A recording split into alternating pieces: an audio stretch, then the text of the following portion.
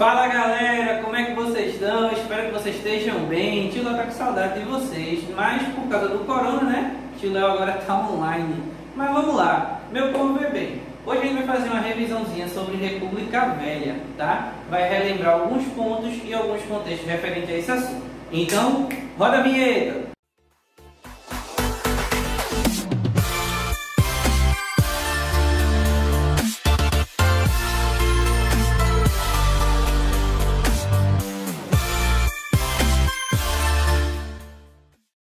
Bom pessoal, para falar de República Velha, vamos começar falando o que é uma república. Deixa eu colocar aqui. O que é uma república? O que é uma república, tá? Bom, a ideia de república ela surge aí na Roma Antiga, né? A palavra república vem provavelmente da junção da palavra res e pública, que trocando em miúdos seria algo próximo de coisa pública ou coisa do povo. Então, é isso que o Brasil se propôs a se tornar no período da sua proclamação da República, beleza? Vamos lá, contexto histórico.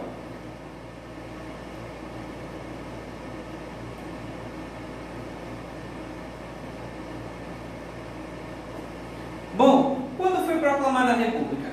Em aulas bem anteriores, necessariamente no 8º ano, a gente viu aí o fim do Império do Brasil, né? O Brasil fica independente de Portugal, passa aí pelo período do primeiro reinado com Dom Pedro I, do período aí regencial e do segundo reinado com Dom Pedro II, que foi o governo mais novo que o Brasil já teve.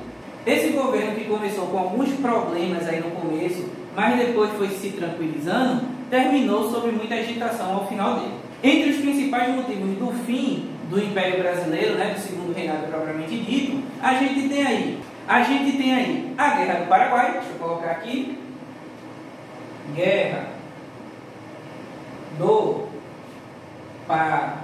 Paraguai, que foi uma verdadeira tragédia para o Paraguai e, consequentemente, também para o Brasil, que só fez agravar a crise que vivenciava ao fim da guerra. Outra coisa que impactou também foi o fim da escravidão.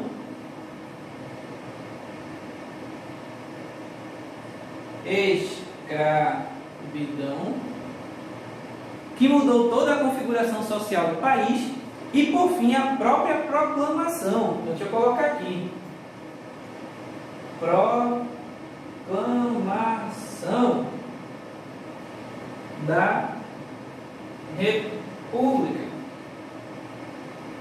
Tá? Cada um desses acontecimentos finais, eles tiveram uma influência muito grande para o que viria a ser o início da nossa República. A Guerra do Paraguai fortaleceu um dos grupos mais influentes do início da República, que foram os militares. O fim da escravidão veio sob forte influência de ideias iluministas e humanitárias, né? Trazendo uma nova forma de pensar. Inclusive, essa nova forma de pensar vai influenciar bastante a ideia de república também. E a proclamação em si, que se deu aí com o apoio de dois grupos. Vale lembrar também que com o fim da escravidão, os antigos donos de escravos, principalmente os grandes produtores rurais que trocaram a mão de obra escrava pela mão de obra imigrante, acabaram aí rompendo os últimos laços que tinham com o Império. E o Império agora sem laço nenhum, sem nenhum grupo que lhe apoiasse ou lhe sustentasse, acaba chegando ao fim. Os dois principais grupos desse período aqui são justamente os militares e os grandes fazendeiros, principalmente ligados ao café. E são esses dois grupos que vão estar à frente dessa proclamação e, consequentemente, do início da República que virá posteriormente. Logo após a proclamação, foi instaurado um governo provisório. Esse foi o primeiro momento da nossa República. Então vamos colocar aqui: governo provisório. Tá? Esse governo provisório, ele foi de 1889, o ano da própria proclamação, até 1891, tá? Foi aí nesse período em que a gente vê o fechamento desse primeiro momento da República Brasileira. Nessa formulação inicial, nesse governo provisório, dois grupos se destacavam, como eu disse para vocês. Entre esses grupos, os militares, que entre outras coisas queriam um regime republicano forte. Então, deixa eu colocar aqui. Regime republicano forte e centralizado.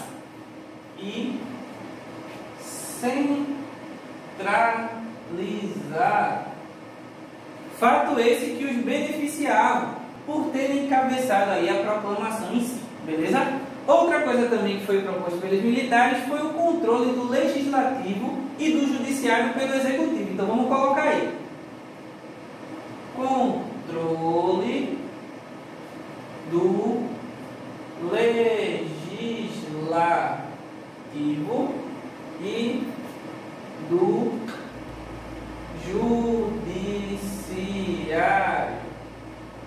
tá? O controle do legislativo e do judiciário pelo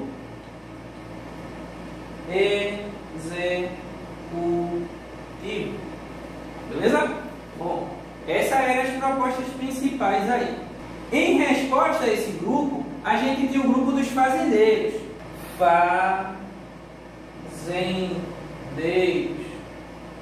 Principalmente aqueles ligados ao café, sempre lembrem disso, tá? Esses fazendeiros, eles defendiam um regime republicano federativo, com autonomia dos estados, bem parecido com o que a gente tem hoje, lembrando que o Brasil é uma república federativa, onde os estados não são independentes, porque se fosse independente seria um novo país, mas são autônomos, ou seja, portanto que eles não firam as leis maiores, eles têm sua liberdade em relação a vários casos, ou melhor, sua autonomia em relação a vários pontos de vista, beleza? Então vamos colocar aqui, eles defendiam um regime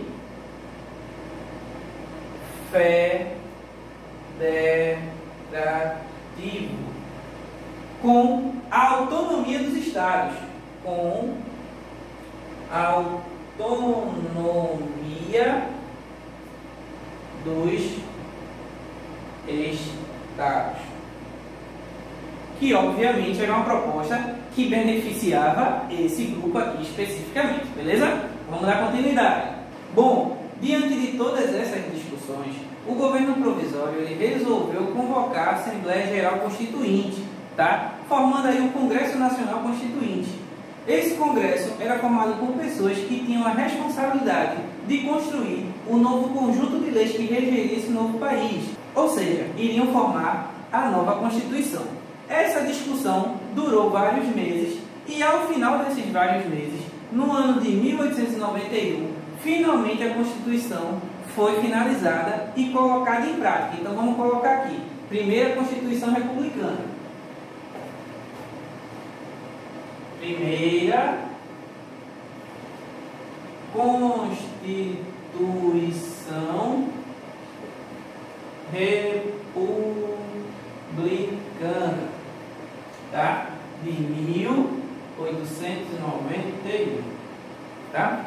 Essa Constituição, ela trouxe, obviamente, muitas mudanças em relação à Constituição anterior, tá? Entre elas, por exemplo, pôs fim aos vários órgãos da monarquia, que agora, obviamente, não tinham mais validade nenhuma.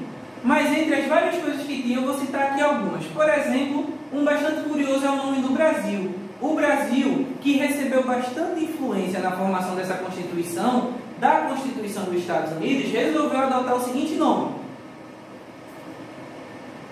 República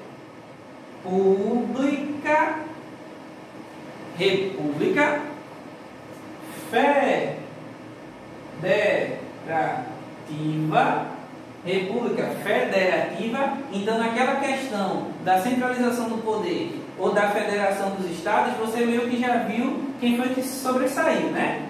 República Federativa dos Estados Unidos do Brasil. Aparentemente aí tivemos bastante influência, né, da Constituição Americana, mas não é bem o caso para agora. Outra coisa importante também foi a questão do voto, que agora passou a ser universal, que a gente chama de sufrágio universal. Então, deixa eu colocar aqui: voto universal universal. Agora, as pessoas poderiam votar, o voto não era mais censitário, o voto agora não tinha mais a ver com renda ou posição na sociedade. Mas, tá, há um detalhezinho, as mulheres ainda não votavam, então esse voto universal era só para os homens, ele era direto, porém, só para os homens, tá? As mulheres só conquistarão esse direito mais na frente. Uma outra coisa interessante também dessa nova Constituição é que ela estabeleceu o mandato de presidente para 4 anos, como a gente tem hoje, o dos senadores para 9 e o dos deputados para 3. Ele estabeleceu o fim da pena de morte, ele permaneceu com os 3 poderes, obviamente tirando o poder moderador, ele acabou com o mandato vitalício dos senadores, que como eu falei agora era de 9 anos, e ele estabeleceu o país como um Estado laico. Estado laico, tá? Ou seja, não existia mais agora uma religião oficial. Podemos dividir a República Velha em 2 momentos, tá? Esse primeiro momento a gente chama de República das Espadas, por ter sido governado por 2 militares, né? A ideia de espada é relacionada a uma arma de cunho militar. Então vamos colocar aí esse primeiro momento. República das Espadas. A República das Espadas teve como seu primeiro representante o primeiro presidente do Brasil, o Marechal Deodoro da Fonseca, aquele mesmo nome ligado à proclamação da República. Então vamos colocar aqui, Marechal. Lembrando que Marechal é um título, tá, galera? Não é o nome do cara, não. Marechal Deodoro da Fonseca. Marechal Deodoro da Fonseca. Ele foi eleito de maneira indireta, mas ele teve um mandato curto, foi de apenas uns 9 meses. Porque o que aconteceu? Ele enfrentou uma grande crise econômica e política. E dentro dessa crise aí, as saídas que ele optou para tentar resolver não foi das melhores. Em relação às críticas, ele preferiu perseguir os opositores e estabelecer a censura. Em relação à economia, destacou-se a política do encilhamento, feito pelo seu ministro da Economia, Rui Barbosa. Tá? Diante da falta de condição de desenvolvimento do país, resolveu imprimir dinheiro para que se emprestasse, para que os grandes empresários investissem aí na indústria e outros setores da economia. Porém, como a economia não acompanhou a quantidade de impressão de dinheiro, a moeda se desvalorizou e a economia foi por água abaixo. Então, se você acha que crise econômica é algo de hoje, né, é sempre bom estar estudando um pouco a história, você percebe que não é de agora que a gente passa por alguns apertos assim. Mas voltando, diante de todo esse cenário caótico, ele teve um problema também com o Congresso, o mesmo que acabou elegendo ele um pouco de tempo antes. Tá? O que é que aconteceu? Foi aprovada a Lei de Responsabilidade, que acabou sendo desfavorável ao governo.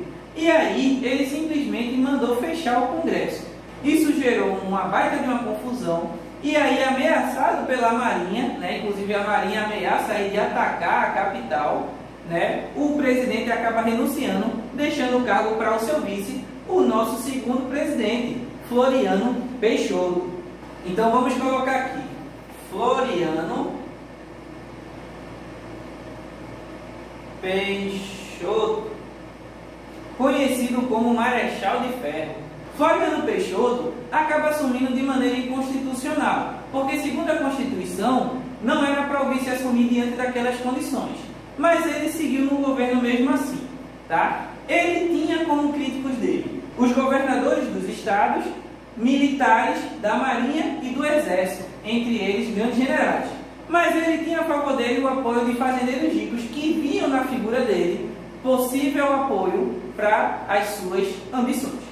Diante disso tudo, Floriano Peixoto ele começou a fazer algumas ações populistas, ou seja, com o intuito de conseguir o apoio do povo, né, em troca de algumas realizações em prol da população.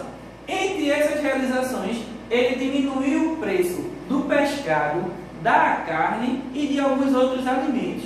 ele conseguiu também reduzir os aluguéis dos operários e ele conseguiu também aí fazer algumas medidas relacionadas à construção de casas populares. Isso aí fez com que o prestígio dele aumentasse um pouco. Porém, ele continuou muito duro em relação aos seus opositores, isso de qualquer classe, inclusive com perseguições e mortes. Floriano Peixoto também enfrentou duas revoltas. A revolta da Armada, da qual ele entrou em conflito com o almirante da Marinha, que queria obviamente a sua saída. Nesse confronto ele mandou comprar navio de outros países e houve literalmente batalha entre navios aqui no Brasil, então ele não arredou, né? Ele mandou comprar e houve um conflito entre os navios aí da Marinha Brasileira e o lado que apoiava ainda Floriano Peixoto, com a vitória dos aliados de Floriano Peixoto, pondo fim assim à revolta. E houve também a Revolução Federalista, essa aí que teve várias causas, mas que colocou de frente a frente os federalistas, conhecidos como Maragatos, e os apoiadores do governo, conhecidos como Pica-Paus. Então, dois grupos aí que levou o Brasil a um estado de guerra civil mesmo. Então, nada de novo na história do Brasil, né? Vez ou outra a gente está nessa mesma situação. E esse estado de guerra civil acabou gerando um descontentamento quanto ao governo, que levou a medidas ainda mais repressivas e duras, gerando ainda mais problemas. Bom, pessoal, por hoje a gente chega ao fim. Com esse resumo aí, a gente termina o primeiro momento aí da República Velha, que é a República das Espadas. Logo depois vem a República da Oligarquia, mas essa história fica para uma próxima aula, tá bom? Pessoal, um forte abraço, um beijão, tô morrendo de saudade, espero que a gente se veja logo. Ah, mas só um minutinho. Ao final desse vídeo, vai ter um esboço bem detalhado de toda essa aula, porque Tiló está meio enferrujado e a letra aqui não ficou das melhores, mas lá no final da aula vai estar bem detalhadinho. Se você ainda não tem, passe para o seu caderno. Se você já tem, confere se está tudo certinho. Depois dessa imagem, onde vai ter esse esboço, vai ter uma outra imagem indicando qual é a página do livro, tá? Relacionado a esse assunto, para você fazer uma leitura, e as páginas também relacionadas a atividades ligadas a esse assunto. Aí depois o vídeo acaba, tá bom? Então, cheiro para vocês, um forte abraço, tô morrendo de saudade e até mais.